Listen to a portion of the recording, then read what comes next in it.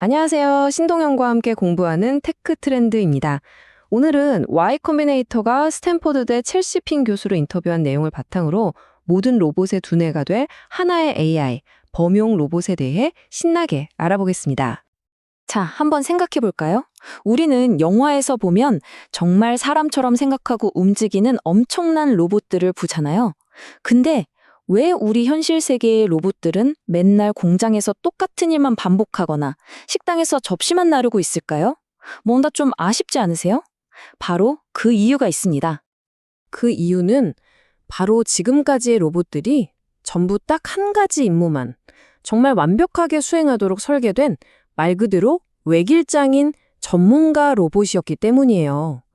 특정 분야에서는 엄청나게 강력하죠.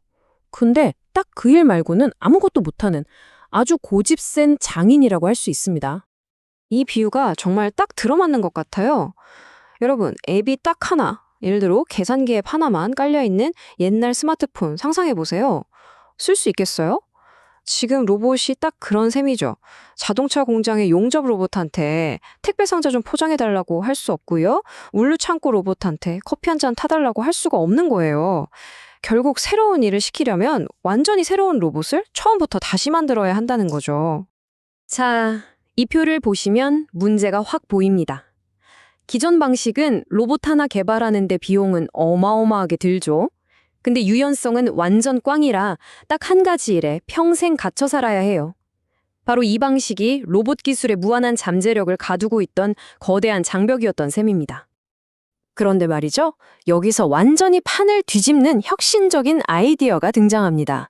아니, 모든 작업마다 새로운 로봇을 만들 게 아니라 어떤 로봇 몸체에든 설치해서 쓸 수 있는 단 하나의 AI 두뇌, 그러니까 일종의 로봇 운영체제 OS를 만들면 어떨까 하는 거죠. 정말 대단한 생각 아닌가요? 하지만 이 로봇 OS를 만드는 길, 처음부터 거대한 벽에 부딪혔습니다. 바로 데이터 문제였어요. 아니, 로봇한테 뭘 보고 배우게 해야 할까요? 기존에 있던 데이터들은 다 문제가 있었습니다. 공장 데이터는 맨날 똑같은 것만 반복하니까 배울 게 별로 없고요. 유튜브 영상은 사람이 하는 거라 로봇의 몸 구조랑을 너무 다르죠. 이걸 신체 구조의 차이 문제라고 합니다. 그렇다고 시뮬레이션으로 가르치자니 이게 또 현실 세계의 복잡한 물리 법칙을 완벽하게 따라하질 못해요. 한마디로 로봇한테 계속 잘못된 교과서만 주고 있었던 겁니다. 돌파구는 정말 의외의 곳에서 나왔습니다. 바로 사람이 VR 기기 같은 걸 쓰고 로봇을 직접 원격 조정하면서 쌓은 생생한 경험 데이터였죠. 이걸 통해서 AI는 비로소 실제 세상에서는 물건을 이렇게 잡고 문은 이렇게 여는 거구나 하는 진짜 배기 1인칭 시점의 교과서를 갖게 된 겁니다. 그리고 이 데이터를 가지고 로봇을 학습시키는 방법이 정말 영리해요. 딱 우리가 공부하는 방식이랑 똑같습니다.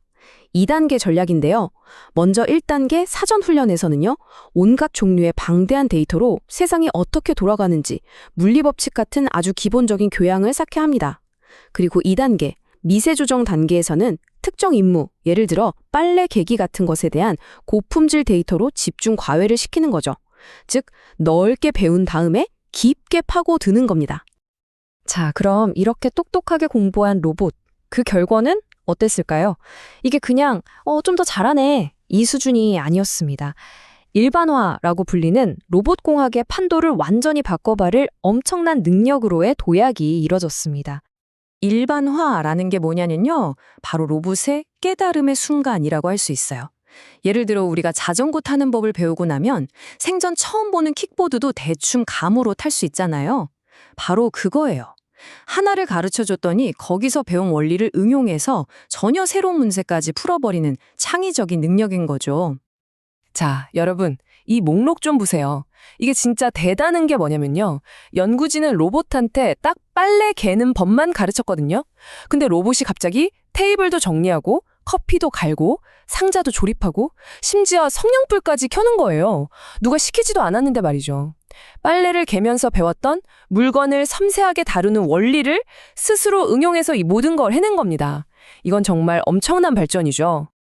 이 놀라운 일반화 능력, 그냥 실험실에서만 된 게 아닙니다. 실제 100곳이 넘는 평범한 가정집에서 테스트를 했어요. 그 결과가 바로 이 80%라는 숫자입니다. 이게 무슨 뜻이냐면 로봇이 생전 처음 가보는 낯선 부엌, 낯선 거실에서도 사용자가 하는 복잡한 말을 80%의 성공률로 알아듣고 행동했다는 거예요. 정말 대단한 수치입니다. 로봇이 사람 말을 행동으로 옮기는 방식도 아주 체계적이에요. 우리 뇌랑 몸처럼 역할이 나뉘어 있거든요. 상위 레벨의 AI가 샌드위치 좀 만들어줘 같은 추상적인 목표를 이해하고 계획을 짜면 하위 레벨의 AI가 그 계획에 따라 팔을 어떻게 움직이고 손가락으로 뭘 잡을지 같은 구체적인 행동을 실행하는 거죠. 자, 이게 뭘 의미할까요? 여러분이 로봇한테 일을 시켜놓고 중간에 말을 걸거나 잠깐만, 그냥 비건 샌드위치로 바꿔줘. 아참, 피클은 빼고. 이렇게 마음을 바꿔도 로봇이 에러를 내뱉는 게 아니라는 겁니다. 마치 사람처럼 실시간으로 계획을 수정하고 우리의 변덕에 맞춰줄 수 있다는 뜻이죠. 자, 그렇다면 이 모든 기술 발전이 우리 미래에 어떤 의미를 가질까요? 이건 단순히 더 똑똑한 기계가 나왔다는 차원의 이야기가 아닙니다. 로봇 산업의 무게중심이 비싼 하드웨어에서 똑똑한 소프트웨어로 완전히 옮겨가는 거대한 패러다임의 전환을 의미합니다. 우리는 이제 서비스형 로봇, 즉 라스의 시대로 가고 있습니다. 쉽게 말해 로봇을 위한 앱스토어가 열리는 거예요. 일단 저렴한 범용 로봇 한 대만 사놓으면 그 다음부터는 내가 필요한 기능, 예를 들어 요리 앱, 청소 앱 같은 소프트웨어를 구독해서 로봇의 능력을 무한히 확장하는 거죠. 핵심은 바로 이것이 로봇공학을 대중화한다는 겁니다. 더 이상 수십억짜리 로봇은 거대 공장만 쓸 수 있는 게 아니에요.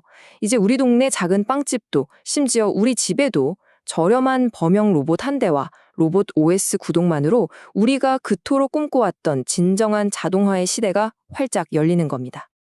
이것이 바로 우리가 나아가고 있는 미래입니다. 기계가 단순한 도구를 넘어서 우리와 함께 배우고 성장하는 진정한 파트너가 되는 세상이죠. 이제 질문은 과연 이게 될까가 아니라 얼마나 빨리 우리 곁으로 올까입니다. 자, 슬라이드의 질문처럼요. 만약 무엇이든 배울 수 있는 이 만능 로봇이 여러분 곁에 있다면 가장 먼저 어떤 일을 시켜보고 싶으신가요? 지금까지 신동영과 함께 공부하는 테크 트렌드였습니다. 감사합니다.